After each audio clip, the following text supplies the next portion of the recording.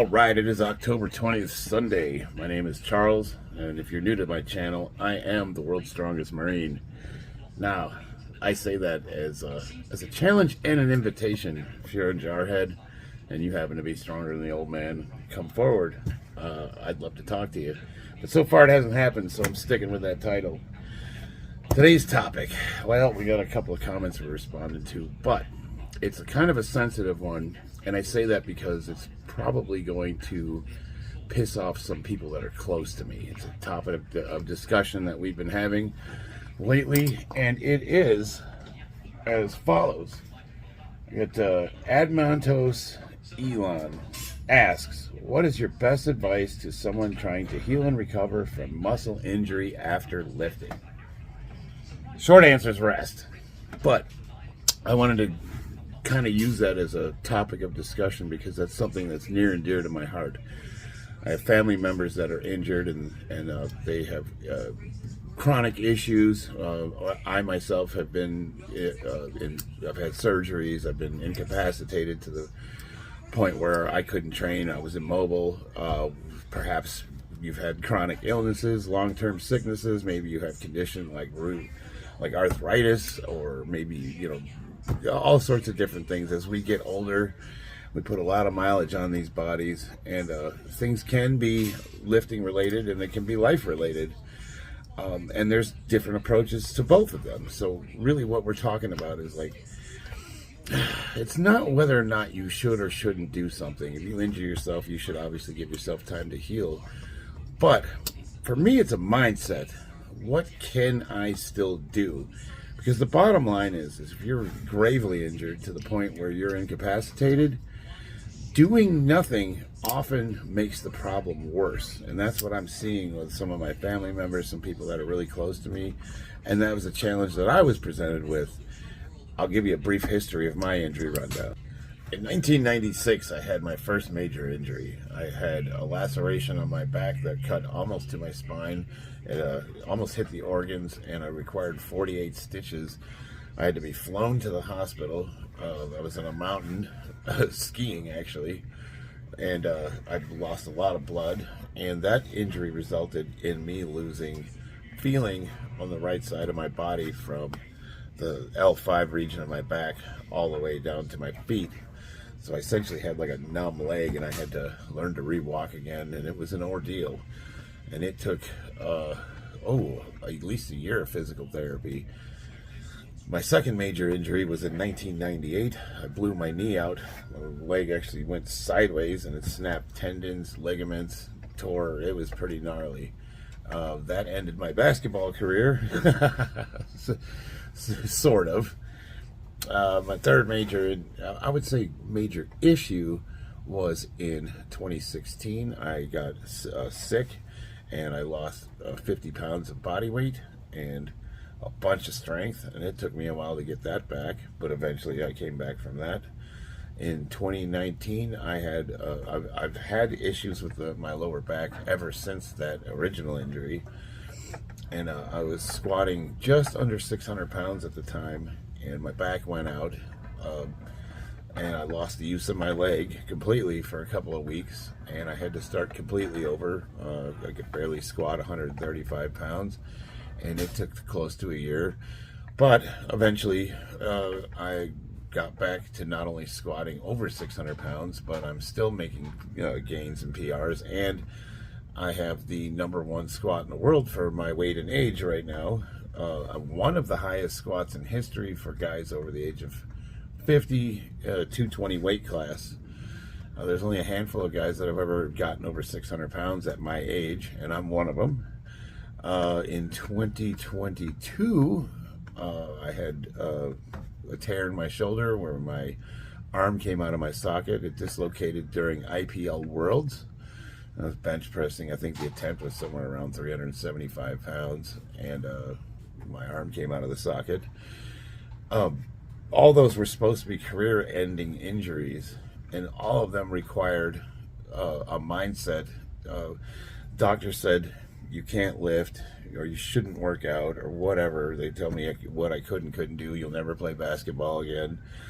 And I don't know if in retrospect, if I heard I couldn't play basketball or I shouldn't, because I continued to play, and even though I never played competitively again, I still shoot around, I still get out there. Um, but it does come at a price. My knees will swell up for a couple of days if I'm running around the blacktop. Squatting, that's how I got into powerlifting. When I dislocated my knee, I was about 3 or 4 months into it, and I was getting fat, and I was on pain pills. Doctor told me, he's like, hey, you've got a choice. You can either get addicted to these pain pills and do nothing for the rest of your life, or you can go in the gym and start working out. And that's how I started squatting. Bench press, guys in their late 40s, when they have, most of us can't bench anymore. When my arm came out of my socket, I was told that was the end of it. Like, I'm done. You're done bench pressing. Well, I just wasn't hearing it, so I did all of the stuff I needed to do physical therapy wise to get back up to a 400-pound bench. That's right. I'm right around 400 pounds right now. The moral of the story is like, I'm the kind of guy that if I get hurt, I do what it takes. If I can't use my legs, I work my arms out. If I can't work my arms out, I'll work my legs out. You know, whatever body part I can move, I will move, and I will do what it takes, physical therapy wise, to get back to being competitive. And if that means laying on the ground, doing clamshells with your knees with light resistance bands, Zumba, yoga, whatever the case is, I'll do it. What I'm running into is issues with people that I really, really care about, and I'm trying to. They have injuries, chronic injuries, and they're dealing with the fact that they can't train, and I can't seem to get them to wrap the concept. I can't seem to get them to embrace the concept that, like, just because you can't train the way you used to doesn't mean you can't do something. And the more you sit around and do nothing, the worse the injury gets. And I'm watching these people waste away, and all I get is excuses from them, and they get mad at me. They get mad at me when I suggest, hey, let's go to the gym and do a little workout. And like, you don't understand the pain I'm going through. I don't understand the pain you're going through, really. I have no idea. You don't know. You haven't been injured like this. I have not been injured like that. Okay, I get all these excuses as to why I can't, and I am why I can. I've had doctors tell me I can't lift, and or shouldn't, and I look at them and go, no, that's not gonna happen. So I'm the kind of guy that goes against doctors' orders. And the first thing I want to remind people of is, like, if you have a doctor, primary care physician, you get injured, and you ask him if you can go lift weights, he's going to say no. Why? Is it because lifting weights is bad? Well, it could be. I'm not your doctor. But generally speaking, your doctor's not going to accept liability. We live in a very litigious society where doctors get sued. And if he tells you go to the gym and work out and you wind up injuring yourself, you turn around and sue him and you put him out of practice. It's not worth it. So what's the easiest thing to say? Don't go to the gym. I'm going to schedule you with a physical therapist. And then he kicks the can down the road and lets them handle it. And then what does physical therapy do? Well, that's an industry all in itself. Most physical therapists are usually, they do a lot of, like, workman's comp stuff, basic functionality, how to get you back to where you can provide for yourself. But they're not really interested in whether or not you're a high-level athlete, and for that you have to see a sports doctor, essentially. You have to see somebody who understands what it is you're trying to accomplish. Like, the average physical therapist doesn't know anything about powerlifting. He doesn't understand the sport. I doubt any of them are very qualified strength trainers, and maybe they are. I mean, I work out with one physical therapist, and he went to medical school for 7 years, and he understands the human body. But, he doesn't understand, like, what powerlifters even do. Like, to a lot of people, what we do doesn't compute.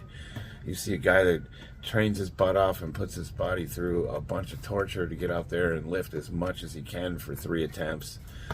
And to a lot of people, that's crazy, because that in itself is hazardous. And it's like, what doctor is going to recommend you do that? There's also a misconception that powerlifting is a dangerous sport. And while it's not a safe sport, it can be exceptionally hazardous, because if you are lifting close to what your body's capable of and you're not doing it right, if you're doing it unsafe, you are guaranteed to injure yourself. So if you look at it from that lens, it is absolutely a dangerous sport. But most of us are really, really careful, and we have our form dialed in. And if we don't have our form dialed in, we're working on getting it dialed in, and we're honing these skills to perfection. And if you get to that point, it's a very safe sport comparatively. And then the other misconception is, if you're trying to lift heavy on the platform, you're obviously must be just lifting heavy every week. And there are some lifters that their entire program is maxing out every single week, and those guys are just begging for injuries too. So I rarely go heavy like that, but again, I don't want to get too far in the weeds of I want to stay focused on the whole mindset of doing what you can do if you're injured. For me, I had to learn to love the recovery process.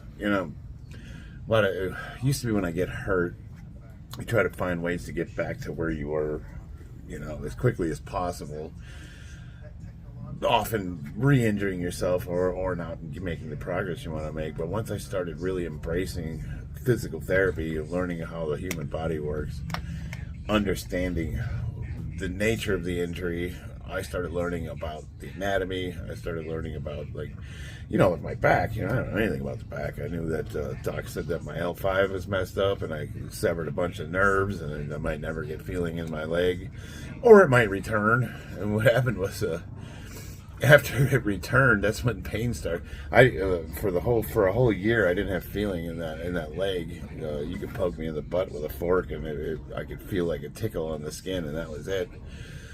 And what I didn't realize is I was actually doing more damage while I didn't have feeling. And then when feeling started returning, it was nothing but extreme, excruciating pain. So that was actually from bad to worse. Now that I've been working with doctors and physical therapists, learning about the human anatomy and understanding how the body works, I've learned a lot, and I can pass that knowledge on to other people, as well as prevent it from happening again. The bottom line is I had to really fall in love with the process. And the process is a lot of boring lifts that are just not that glamorous or fun. They're just not interesting. There's not a lot of weight. A lot of times it's like these Jefferson curls, or it's doing these squat variations or the different stretches. But the upside is, after all is said and done, by performing these lifts and continue to perform them, I'm actually overall much stronger than I was before I started doing them. So I started incorporating these lifts, and I continue to do them to this day, because my general overall strength is a lot higher than it was when I was just doing powerlifting. I mean, sure, you can squat 600 pounds, but I mean, we're talking real quality of life stuff, like being able to bend over and pick stuff off the ground, or tie your shoes standing up, or being able to sit in a squat position, and that kind of thing.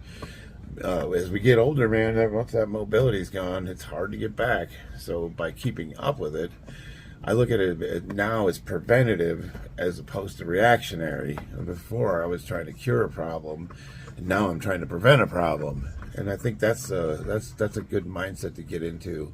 If you've been following my channel for a while, you know that I have what's called diastasis recti, which is it's a stretching of the abs, and it's one of the reasons I get really bad bloating.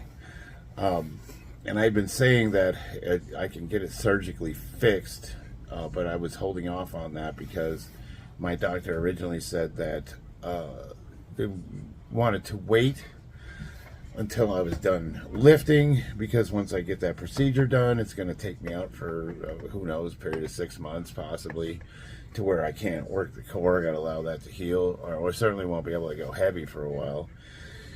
So I was going to hold off on that. I was continuing to have really bad bloating issues, to the point where it was becoming a quality of life issue. It was basically, it went from something that I had to deal with after I ate the wrong types of foods, to now it was happening every time I was eating. Anytime I would eat, I would just get really bloated. So I went to see my doctor this week, and they sent me for a CT scan. I've had them before, but they sent me for another one with contrast, and they did some blood work. And I saw her on Friday, and we are not waiting. We're going to do the surgery. So hopefully Monday I'll have my referral. I'm going to call a surgeon, and they're going to schedule me, and we're going to get it done here probably in the next couple of weeks. So I'm not going to wait any longer. I'm going to get the surgery done. So it's a good topic of discussion, because that's going to be what I'm dealing with. It's going to take me out for a while. But you know what? I've been putting this off. And I'm just sick of getting crap comments about how my stomach looks like I'm pregnant, or people telling me that I've got GH gut, I got all this stuff, and it's like, I'm done with the presumptuous comments. It's just, you know what? I'm just going to get it fixed. I'm going to get it fixed, and that's going to be the end of it. So the downside is I'm probably going to have to put a pause on powerlifting once I get the surgery. But the upside is we get to go on a physical therapy adventure, and you guys get to go through this process with me, and we'll see what happens. So I am looking forward to it. It's like, it's one of those things. It's like, I've been living with this for so long, and it's just a problem that's getting worse, and I'm just sick of it. I'm sick of being at 11% body fat and then looking like I'm about to have a kid. You know what I mean? I'm just sick of the comments. I'm just sick of it. The whole thing just pisses me off. So we're gonna get it fixed, and we're not waiting. We're just gonna get it done. So but I can be a positive example to people in my life that don't think that they can, that think that their only choice is to sit there and rot. And I keep saying to them, like, what are you expecting to get better while you're sitting there? You know what I mean? Wasting away, being sedentary. And, we go through the whole argument of like, you don't understand the pain I'm in. And I'm like, no, I do. But the question I always ask is like, how is doing nothing going to improve it? And we're waiting on these doctors, and she's supposed to get a surgical consultation. And I understand that, like, her one specific problem has to have surgery in order to fix it. But again, like, if my lower body doesn't work, I'm training my upper body. It's like, I'm going to do what I can. I'm just that kind of guy. I'm just not going to sit around and rot and waste away. And I'm just hopefully I can be a positive example. My goal is to just try to motivate people to do what they can. We all have physical limitations, and some of us are in really bad shape, and we need to start somewhere. And I always say start with what you can do. And I don't know what that is. What is that? What can you do? What can you not do? And the only way to find out is to just start getting into it and seeing what your limitations are.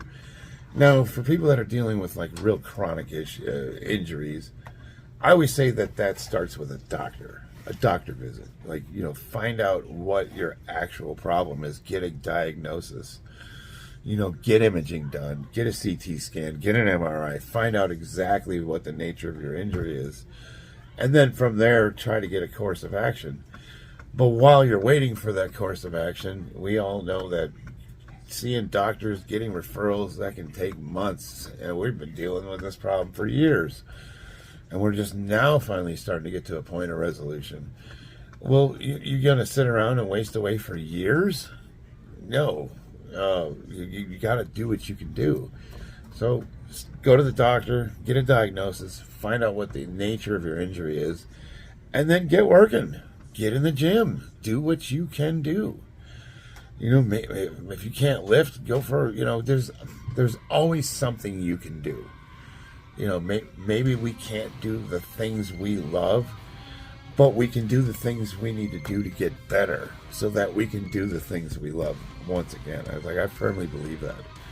It's only over if you decide it's over, Like, all 4 of those injuries I had, that was it. I was not supposed to be able to do any of this stuff again. And not only am I still doing it, I'm doing it at a much higher level than I was before I got injured. So I'm a hard person to convince that doing nothing is helpful. And you're not going to tell me that. You just don't know. Doctors generalize. They look at an injury and they generalize based off of data that they have that's available to them. They don't know the future. They don't have a crystal ball. They can't, they don't know you personally. Maybe you're one of those guys that, like some people just seem to be more resilient than others. So you really don't know until you get into it. And then you make adjustments. You go to where you can't go, and then you try to push it. It's just like a friend of mine that was wheelchair bound, and he wanted to start squatting. He couldn't even do a quarter squat, and it took us months of high box squats and stretches and one arms and kettlebell swings, all sorts of different exercises, band work. And now he could do a perfect ass to grass squat. It took somewhere between 6 months and a year. He's squatting and he could squat 315 pounds. They told him he would never be able to do a barbell squat. And not only is he doing a barbell squat, but he's doing twice his body weight. So you just don't know. You don't know until you try. And I can certainly, like I said, I keep going back to it. Sitting around and doing nothing is not going to fix the problem. So, and I know. You lay it on me. You let me know what kind of physical limitations you have and where you're struggling, and we'll see if we can't come up with a course of action for you. That's what it's all about, man. It's not about, who cares what you can bench? Who cares what your bench numbers are or how much you can squat? It's all about quality of life. You don't need to be a power lifter, but you do need to do some kind of training. That way we can, live long, happy and healthy lives. You want to be sitting around just watching TV, wasting away, getting fat? That's no quality of life. And we just had a family member pass away from that. That's a bummer too, man. That's a death sentence. You gotta get you out of those chairs and get you moving, man. Anyway, let me know what your thoughts are. I'd be interested to hear what kind of chronic injuries you guys have, what you're dealing with, what you need help coming back from, what you have come back from. We'd love to hear those stories. Hit me up in the comments. I love you guys. I will see you on the battlefield.